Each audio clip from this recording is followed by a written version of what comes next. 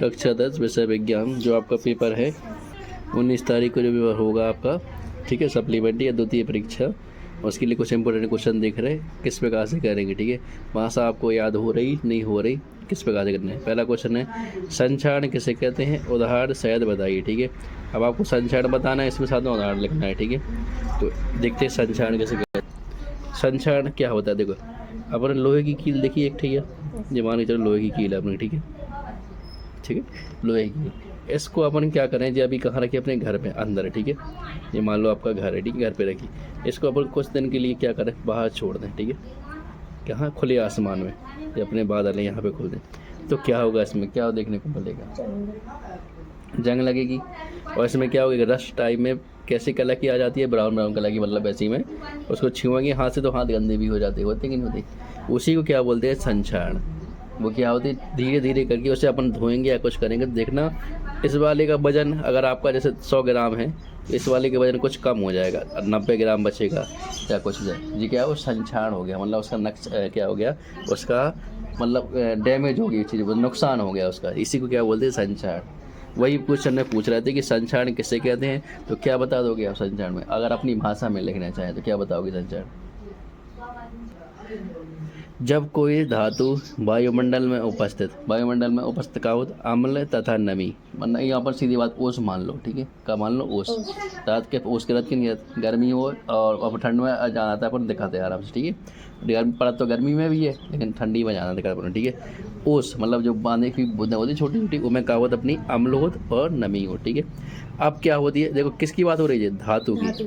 कील अपन क्या लिए थे, लोहा लिए थे ना, ठीक है, धातु होगी लोहे। जब कोई धातु वायुमंडल में उपस्थित अम्ल तथा नमी के संपर्क में आती है, बाहर डालत तो ऊपर ओस गिरेगा ना गिरे, तो उसके संपर्क में आ गई, तब धातु की सतह पर एक परत चढ़ जाती है। बल थोड़ी देर देखो, अपने परत चढ़ी थी जगन टाइप में, वही जिसे धातु संचारित होने लगती है। संचारित यानी नुकसान होने लगा, घटने लगा, ठीक है जी। क्या हो जाएगी, इसी को क्या बोलेंगे, संचारण। ये समझ में आ गई।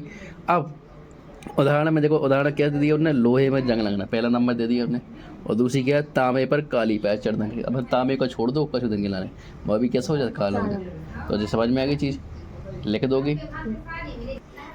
ऊष्माशोषी अभिक्रिया को परिभाषित कीजिए, ठीक है। ऊष्माशोषी और ऊष्माक्षेपी दो अभिक्रियाएं पूछी जाती हैं, ध्यान रखना है, ठीक है। चलो इसको देखते हैं, इससे मिले ऊष्माशोषी अभिक्रिया, ध्यान दीजिए।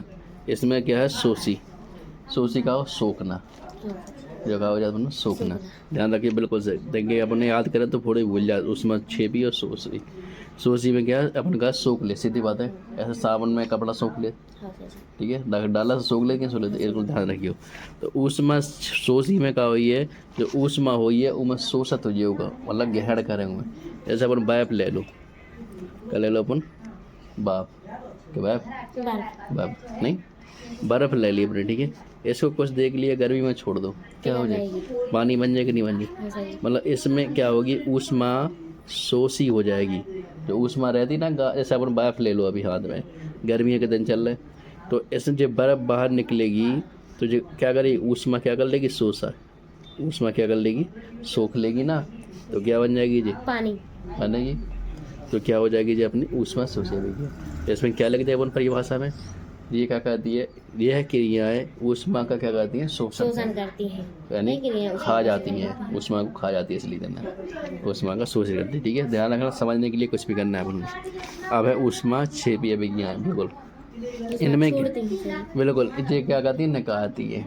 जैसे अपन ने मान के चूना, तो देखो ये चूना, देखो जो चूना की डब्बी में चूना वो मान ले चूना, ये अपन पानी में अगर डाल दें तो कहा होता, ऐसा लगा चल रहा हो कुछ, फटकन लगा, मतलब कितनी ऊष्मा निकाल दूँ मैं, वैसे हाथ में ले लो अपन, लेकिन फिर जब पानी में डाल दो हाथ निकाल सकते, तो ये क्या होती है, इससे क्या निकलती है, ऊष्मा बाहर निकलती है। इससे क्या नहीं, बिल्कुल चूना मान लो, चूना पत्थर मान लो, जो भी तुम्हें लिखना हो, चूना, ठीक है, वो दबाना नहीं है। इसमें क्या, बिल्कुल वे अभिक्रियाएं जिनमें ऊष्मा निकलती है, जिसमें ऊष्मा निकलती है, और जिसमें ऊष्मा सोखी जाती है वो क्या है, शोषी, और जिसमें निकलती है वो क्या, ठीक है, तो देख लो, ठीक है जी। इधर पे ऊष्मा क्षेपी अभिक्रिया क्या है, वे अभिक्रियाएं जिनमें उत्पाद के निर्माण के साथ साथ ऊष्मा उत्पन्न होती है, यही कह रहा ना, ऊष्मा छोड़ती है उत्पन्न करती है, ठीक है। ऊष्मा क्षेपी जैसे CaO+H2O, क्या हो जाएगा COH होल स्क्वायर OH का होल स्क्वायर प्लस ऊष्मा, ये चूना ही है अपना, ठीक है। अब ऊष्मा शोषी क्या हो जाएंगे, वे अभिक्रियाएं जिनमें उत्पाद के निर्माण के साथ साथ ऊष्मा ऊर्जा अवशोषित होती हैं, मतलब अवशोषित। वही आपको एग्जाम्पल दा दो तुम्हें, इनमें क्या होगा हमने CaCO3 ऊष्मा ऊर्जा, CaO अलग प्लस CO2 अलग बनी है, ठीक है। तो जी अब जी आपकी परिभाषा आप हमने अगर एग्जाम्पल सीख सको तो अच्छी बात है, ये तो बाकी हमने समझा दिया, ठीक है, ताकि हमें लिखना पड़े। देखो धातुओं के भौतिक गुण ये भी बहुत पूछा जाता है, तो धातुओं के भौतिक गुण बताओ और अगाध वैधता एवं तन्यता का ऐद लिखिए, ठीक है। अब धातुओं के ध्यान देना, गुण कौन से पूछ रहा है, भौतिक गुण पूछ रहा है। इसमें क्या बोला ना, भौतिक गुण। भौतिक पहले तो बता भौतिक और रासायनिक होती क्या है चीज़ें। धातुओं के इनके भौतिक गुण देख लो, ठीक है, क्या होते हैं इनके भौतिक गुण। पारे को छोड़कर अन्य सभी धातुएं सामान्य ताप पर ठोस होती हैं। पारा जो हो वो क्या हो, वो धातु है, लेकिन वो कैसे, जैसे अब ताप है सामान्य ताप, तो अब की धातु कैसी ठोस हुई है, लेकिन पारा कैसे हुई है तुम्हारा, पानी का अवस्था में द्रव हुई है, ठीक है। लेकिन बाकी सब धातुएं कैसी ठोस होती हैं, लेकिन पारा कैसे होता है, क्यों, पानी। अब दूसरी है धातुओं की अपनी विशेष चमक होती है। धातुओं की कैसी हुई चमक हुई, तभी पता चलेगी अपनी।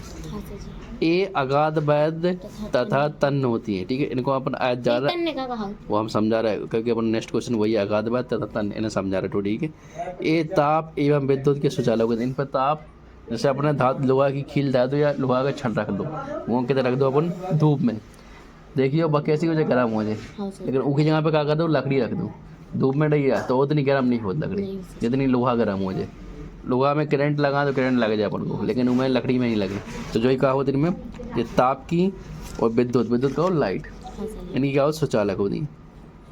ये अपने क्या हो गया भौतिक गुण हो गया। यह ध्वनिक होती हैं तथा इनका घनत्व अधिक होता है। ध्वनिक मतलब इन अगर पटके इनको धातु को तो आवाज़ आओ, लकड़ी को पटको तो आवाज़ नहीं आती, उनमें टर्न की आवाज़ आती नहीं आती, ठीक है। तो जिस चीज़ें अपन को दिमाग में बैठाने, अगर दिमाग में बैठेंगे तो समझ में आएगी चीज़, ठीक है। अगाध वैधता एवं तन्यता क्या होती है, देखो धातु है अपने पास में, सोना ले लो, ठीक है। अब मैंने सोने को एक टुकड़ा ला, छोड़ो से जो टुकड़ा है सोने को, ठीक है।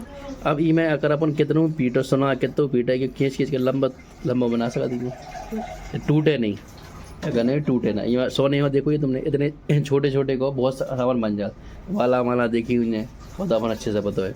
तो जे कहा होता है इन्हें अपन जितना सोना पीट के लंबा हुई है, देखोगे जैसे तुमने कहूँगा उन्हें देखो, जैसे लोहा हो, लोहा को पीट के बना हो जाता, छोटा सा लोहा हुई है या सोना हुई है, वो पीट के लंबा खींचे जाए।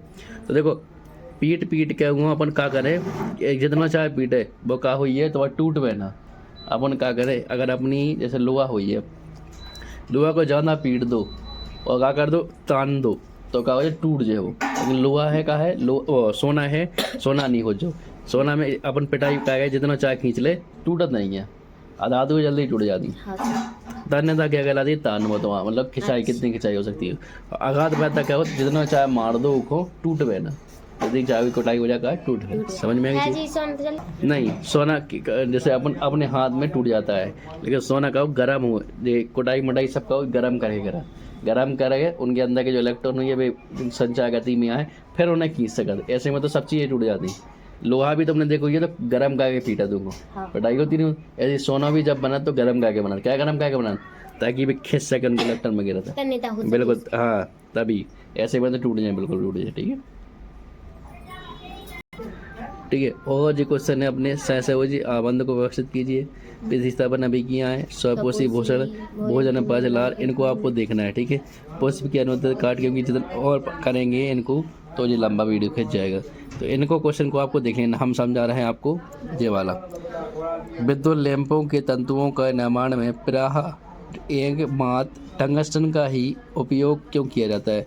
अब विद्युत लैंप की बात कर रहे हैं, विद्युत लैंप के तंतुओं में टंगस्टन धातु का उपयोग क्यों किया जाता है। सबसे बड़ी बात आपको बता दें, ये टंगस्टन धातु जो होती है इसका गलनांक बिंदु बहुत ज़्यादा होता है। गलनांक मतलब क्या हो, जैसे अगर हम सोने को आगी में डालें, सोने को क्या में डालें, आगे में, सोने को नहीं मतलब लोहे को आग में डालें तो जो बहुत जल्दी पिघल जाए। मतलब अगर टेम्परेचर तुम्हारा कितना हो, जो 100 डिग्री टेम्परेचर तो ना तो ना।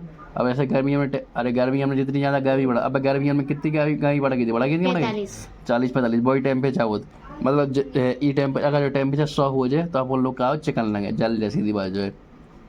तो आग में कहो टेम्परेचर होता, अगर लोहे में ना है तो 100 डिग्री पे पकड़ ले मान के चलो, लेकिन टंगस्टन को डाले 100 पे नहीं हुई है। अपन हाँ एक चीज़ देखिए, डीपी देखी ना अपन ने, मान के अपन देखिए डीपी पे कहो तो ज़्यादा करंट हो से का कोयला जल जाती है, जल जाती, लेकिन जो अच्छी क्वालिटी की कोयल हो वह नहीं जलत, नहीं जलत ना। तो ऐसे ही कह रहे टंगस्टन जो है वो इको जो आगी में मतलब इको गलांग बिंदु बहुत कम, बहुत जल्दी कहावत करंट में या ताप हुई है कछु है तो गलत नहीं है जा, जब लंबे समय तक चला टंगस्टन, समझ में आई चीज़, जब कैसे चला लंबे समय तक। ई वजह से क्या करत अपन विद्युत लैंपों में की का उपयोग करे टंगस्टन को, ये गलनांक बिंदु बहुत ज़्यादा होता, जल्दी ही नहीं गलत। मतलब अपन जैसे तार अपन तार ले लूँ और अपन क्या करूँगा आगी में जलाओ, वो जल्दी क्या हो जाए पिघल जाए, लेकिन टंगस्टन को करें तो वो नहीं पिघले, बहुत लंबे समय तक चले। जब ये गलनांक बिंदु तो है लेकिन बहुत ज़्यादा ही है, 1283 डिग्री मान के लो, 1283 डिग्री कितनों का हो, मतलब 100 डिग्री पे अपन का हो पानी उबलने लगा था, 100 डिग्री पे, और पर 200 डिग्री पे तो वहाँ पे ही बन जाए वो 1200 डिग्री तक मान के चलो। तो मतलब इको अपना एक चीज़ ध्यान रखना, गलनांक बिंदु बहुत ज़्यादा हो, ठीक है, समझ में आई चीज़। आगे अब ये परिभाषा आप लोग खुद देखोगे, ठीक है, चलो इसको देखो 131। अब देखो जी अथवा में दे दिया ना, देखो किसी भी प्रकार से क्वेश्चन पूछ सकते हैं, विद्युत लैंपों के तंतुओं के निर्माण पहला टंगस्टन का ही उपयोग क्यों किया जाता है, ऐसे पूछ सकते हैं। घरेलू विद्युत परिपथों में श्रेणी क्रम संयोजन का उपयोग क्यों नहीं किया जाता है, क्यों नहीं किया, जी अलग है, ठीक है, क्वेश्चन जी अलग अलग बदल रहा है उन्हें, ठीक है। तो अपन को क्या देख रहे थे, विद्युत लैंपों में तंतुओं के निर्माण में एकमात्र टंगस्टन का उपयोग क्यों किया जाता है, देख लो। टंगस्टन का गलनांक आगे ना जी चीज बात, तथा प्रतिरोध बहुत अधिक होता है, ये बहुत जल्दी गलत नहीं है, ठीक है। अतः यह विद्युत लैंपों के तंतुओं के निर्माण में उपयोग किया जाता है, इसी वजह से, किसके लिए, गलनांक और प्रतिरोधकता, इसलिए वजह से, ठीक है। आउट ठीक है जी, समझ में आ गई। अब एक चीज़ को देखो, प्रकाश के परावर्तन के नियम। अब देखो प्रकाश का परावर्तन ही क्या होता है पहले जान लो। जैसे अपनी मान के चलो एक कांच है कांच, हाँ, तो जैसे बिल्कुल सूर्य की ऊर्जा इस साइड में बिल्कुल सूर्य की रोज, जैसे सूर्य देवता जी अपने, ठीक है, सूर्य, इनकी रोशनी आई ऐसी टच भाई, और देखो अब सूर्य की रोशनी में घले तो देखो जब परावर्तित होकर वापस जाती है, अपन ने शीशा, बिल्कुल अपन ने शीशा से दूसरे के मुँह पर टच डाली है, बिल्कुल डाई शीशा ले लेते अपन और अपने घुमा के कोने के मुँह पर डाल दे और वह गिर जाता आराम से, गिरा हुआ नहीं गिरा, बिल्कुल। तो ये चीज़ क्या है, प्रकाश का परावर्तन। अब क्या बोल रहा है इसमें, प्रकाश के परावर्तन के नियम लिखिए। अब आपको नियम बताने हैं, प्रकाश का परावर्तन तो जान लीजिए, ठीक है। अब प्रकाश का परावर्तन क्या होगा आपका, इसके नियम में देखो, इस प्रकार से पूछा जा सकता है। देखो प्रकाश के परावर्तन से आप क्या समझते हैं, प्रकाश के परावर्तन के नियम लिखिए, या परावर्तन के नियम लिखिए, या प्रकाश के परावर्तन के नियम लिखिए। इस प्रकार से किसी भी प्रकार से पूछे, उन्होंने लिख दिया प्रकाश के परावर्तन, तो आपको समझ में आ जाना चाहिए। अब देखो जब कोई प्रकाशी किरण, अपन प्रकाशी किरण देख ली ना, किरण किसी चमकदार सतह, अपन शीशा ले लो तो ना, से टकरा कर कैसी होती, उसी माध्यम में लौट जाती, टकरा जाए और वापस लौट जाए, इस घटना को क्या बोलते हैं, प्रकाश का परावर्तन, ठीक है। अब ये रहा इसका चित्र, ध्यान रखना, क्योंकि चित्र आ रहा है बनाने के लिए। ये होगा, देखो एक तुम्हारी सतह होगी ना। अब देखो प्रकाश का अपवर्तन, इसमें क्या हो रहा है, देखो प्रकाशी किरण में देखो परावर्तन के नियम में देखना पहले, प्रथम नियम में क्या होता है, आपतित किरण, परावर्तित किरण और आपतित बिंदु पर अभिलंब तीनों एक ही तल में होते। जैसे प्रकाशी किरण देखो जी आई, इधर से वापस चलेगी। अब देखो जे कोण होता है आपतन कोण, आने वाला कोण आपतन कोण हो जाएगा, और परावर्तन वाला लौट के जा रही परावर्तन कोण हो जाएगा, समझ में चीज़। और जे क्या होता है अभिलंब, आपका सीधा सीधी सीधा, समझ में चीज़। आने वाले किरण में क्या बनेगा, आपतन कोण, इधर पे जे क्या बन गया, आपतन कोण, आई से बताते थे, और जे हो जाएगा परावर्तन कोण यहाँ से, ठीक है। अब देखो द्वितीय नियम में क्या होगा, आपतन कोण पहला आई बोलते थे, आपतन कोण आई और परावर्तन कोण आर बराबर होंगे। जब ये किरण से परावर्तित होंगे, जितनी से जे घिरेगी उसी से लौटेगी, मतलब जे कोण और जे कोण कैसा होगा, बराबर होगा, समझ में आई चीज़। जे क्या होगा, इसके दो नियम होंगे। अब इसमें कैसे दिक्कत, अब बताओ, जे चित्र बन जाएगा तो बना लोगी, आपतन कोण परावर्तन कोण बराबर हो जाएंगे। और पहले में क्या लगे, आपतित किरण, परावर्तित किरण और आपतित किरण, परावर्तित किरण और आपतित बिंदु अभिलंब तीनों एक ही तल में। देखो जी आपतित कोण भी, आपतित किरण भी, परावर्तित किरण भी और अभिलंब तीनों एक ही साइड है कि नहीं है। दूसरी साइड तो बननी है, दूसरी साइड कौन सी कहा, ई साइड में, उस साइड तो कैसे जा नहीं हो ना, समझ में आई चीज़। 100% ध्यान रखना, बहुत ज़्यादा इंपॉर्टेंट है, इससे परेशान हो जाते हैं अपन लोग, क्योंकि ये समझ में जितनी नहीं समझ में आता, समझ में आई चीज़। आगे से क्वेश्चन, विद्युत धारा किसे कहते हैं, इसका ऐसा ही मात्रा तक लिखिए, ठीक है जी। इन क्वेश्चन, हाँ इन क्वेश्चन को आपको करना है, ठीक है। और फ्यूज को परिभाषित कीजिए। फ्यूज देखा होगा तुमने, नहीं देखा शायद। देखो फ्यूज क्या होता, हाँ फ्यूज कैसा होता है बेटा, एक जैसे अपना बोर्ड होता है, बोर्ड में एक ठैया इतना इतना इतना थोड़ा सा कांच का वो लगा रहता है, एक उस पर लगी रहती है एक परत। जब ज़्यादा वोल्टेज आता है तो जीप फट जाता है और अपना परिपथ मतलब जो अपनी लाइट है, जब जीप फट जाता है तो लाइट अंदर नहीं जाती फिर, मतलब जो अपना जी खराब हो जाएगा तो लाइट यहाँ से यहाँ तक क्या हो जाएगी, बंद। तो अपनी क्या होगा, अंदर की जो चीज़ होंगी वो ख़राब नहीं होंगी। ये काम करता है फ्यूज अपना। जब लाइट फिटिंग होती है ना, अब तो ऐसे MCB लगने लगी, जो फ्यूज लगता था, जो फ्यूज इससे जो हो जाता है, हाँ बिल्कुल लाल लाल कलर जल जाता है, तो जे फट जाता है तो इस साइड की लाइट अपनी बची रहती थी। DTH में तो अभी भी लगा रहता है। ठीक है, चलो ठीक है, समझ गए फ्यूज। अब देखो जे वाला क्वेश्चन भी देखना है, किसी क्षण चुंबक के चारों, जी इंपोर्टेंट क्वेश्चन तो नहीं है। फ्यूज वाला देखना, अम्ल वर्षा किससे कहते हैं, जी भी देखा, जी बिल्कुल बिल्कुल कम हो जाता है। अम्ल 7 से कम और क्षार अपना 7 से ज़्यादा। रेडॉक्स अभिक्रिया से आप क्या समझते हैं, ठीक है। रेडॉक्स क्या है सर? रेडॉक्स अभिक्रिया क्या है, या उपचयन अपचयन, ठीक है, इन्हें उपचयन या अपचयन ही बोल सकते हैं, ठीक है। कोष्टक में मैंने रेडॉक्स लिख दिया, दोनों चीज़ एक ही है, उपचयन या अपचयन। अभिक्रिया से आप क्या समझते हैं, उदाहरण से लिखिए। जब किसी अभिक्रिया में एक अभिकारक उपचयत तथा दूसरा अभिकारक, मतलब एक मान लो A है अभिकारक, एक है B है अभिकारक, ठीक है, मतलब 2 जने काम कर रहे हैं, एक G है और 2 जने, जैसे अपन एक आदमी मान लो ना, एक आदमी मान लो, ठीक है। तो क्या होता है, जब किसी अभिक्रिया में एक अभिकारक उपचयत, जी क्या हो जाएगा, उपचयत, तथा दूसरा अभिकारक क्या हो जाएगा, अपचयत, तो इस अभिक्रिया को क्या कहते हैं, उपचयन अपचयन या रेडॉक्स अभिक्रिया कहते हैं, ठीक है। जैसे इसमें ZnO + C equal then Zn + CO जे बन जाएगा, ठीक है। एक अभिकारक क्या हो जाएगा इसमें, ZnO और फिर क्या हो जाएगा C, जे मिल के क्या हो जाएंगे, एक देखो Zn बन गया, एक G बन गया, ठीक है। समझ में आई चीज़। विकृत गंधता किसे कहते हैं, खाद्य पदार्थों को इससे बचाने हेतु कौन सी प्रक्रिया अपनाई जाती है। विकृत गंधता जब चीज़ें सड़ जाती, बेकहावत विकृत गंधता, ठीक है, जब उन्हें बदबू वाला चीज़, ठीक है, जब अपन शुद्ध देसी समझ में खिलाना चाहिए, ठीक है। अब उन्हें बचा भी खिलाना अपन क्या करा तो अपन पता ही, ठीक है, गर्म कर ले चीज़ें वो कर ले, ठीक है।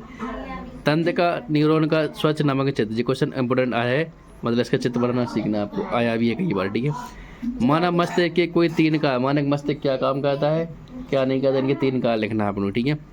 तारे क्यों निम्नवा दिए, तारे जो अपने हैं क्या कि इनकी दूरी बहुत ज़्यादा है और बीच में कवच जो परतें रहती हैं वे बदलती रहती हैं, इस वजह से जो प्रकाश आता है तारों का वो अपनी जैसे जे लेयर हो गई, जे लेयर हो गई, जे लेयर जेर, अब तारे का जो तारे हैं बहुत दूर हैं, अब उनका जो तारे का प्रकाश आएगा जैसे इस परत पे आएगा, फिर यहाँ परावर्तित होगा, यहाँ फिर यहाँ बदलता रहता है, तो इस वजह से अपन तारे क्या किया परावर्तन की कारण, किसकी, प्रकाश की परावर्तन के कारण तारे टिमटिमाते दिखाई देते हैं। लेकिन क्या लिखना पड़ेगा, तारे बहुत अधिक दूर होते हैं और बीच में जो इनका क्या होती है, लेयर परतें पाई जाती हैं, इनका घनत्व के कारण प्रकाश का परावर्तन होता रहता है, जिसके तारे तय नहीं करनी पड़ती है, बहुत दूर स्थित हैं तारे, उनकी जो प्रकाश की किरण आती है उसे वो बहुत दूर से आती है और बीच में इनका माध्यम में इसमें प्रकाश की किरण है उसका परावर्तन होता रहता है। परावर्तन यानी इनका जो जैसे परावर्तन यहाँ से यहाँ गई, फिर यहाँ से यहाँ गई, बिल्कुल, इस वजह से तारे टिमटिमाते दिखाई देता है, ठीक है। तारा एक ही जगह है लेकिन इसके जो माध्यम है बीच में, इस वजह से प्रकाश का परावर्तन होता है, ठीक है। अब आगे है, स्वच्छ आकाश का नीला रंग क्यों दिखाई देता है, नीला रंग का विकिरण बहुत अधिक होता है, इस वजह से विकिरण मतलब यार क्या होता, स्वच्छ रंग आकाश का रंग नीला क्यों होता है, इसमें ही वही होता है अपना, जैसे आकाश में जो आकाश होता है उसमें ही बहुत सारे क्या होते हैं, माध्यम होते हैं, मतलब इसमें परतें पाई जाती हैं, ठीक है, अलग अलग, ठीक है। तो जो प्रकाश की नीला कलर होता है, जैसे प्रकाश में कितने 7 रंग होते हैं, तो उसका जो नीला रंग होता है वो परावर्तित हो जाता है कणों के द्वारा, इस वजह से वो नीला आकाश, बिल्कुल प्रकाश की नीला है। वायुमंडल के वायु के अणु, वही परत वगैरह अणु तथा अन्य सूक्ष्म कण, वही परत बताई थी ना थोड़ी, तो उनमें कहा अणु तो वही छोटे छोटे, जब तो वही है। नीले प्रकाश का अधिक प्रबलता से विकिरण कहते हैं, जिसके कारण विकिरणित नीला प्रकाश हमें आकाश में आता हुआ प्रतीत होता है। समझ में आई थी, ऐसे समझो इस चीज़ को, ये देखो जो होगा अपना आकाश, ठीक है, इमें जो कण छोटे छोटे कण हो गए, ठीक है। अब प्रकाश की किरण आई जा, इमें 7 रंग कहानी, 7 रंग, अभी इसके में जो कण है नीले रंग को रोक लीजिए, कगल नीले रंग को, ठीक है, नीले रंग को रोक ले, इस वजह से क्या हो जाता है अपन को रोकना ही क्या बोलेंगे, विकिरण बोलेंगे, ठीक है। कि कागज, छोटे छोटे कागज प्रकाश का विकिरण कौन से, नीले रंग का, इस वजह से अपन कैसा दिखता है, नीला, बिल्कुल समझ। देखो तो अब आगे क्वेश्चन आपको करना है, प्लास्टर ऑफ पेरिस का रासायनिक सूत्र बताना है और इसके 2 उपयोग लिखना है।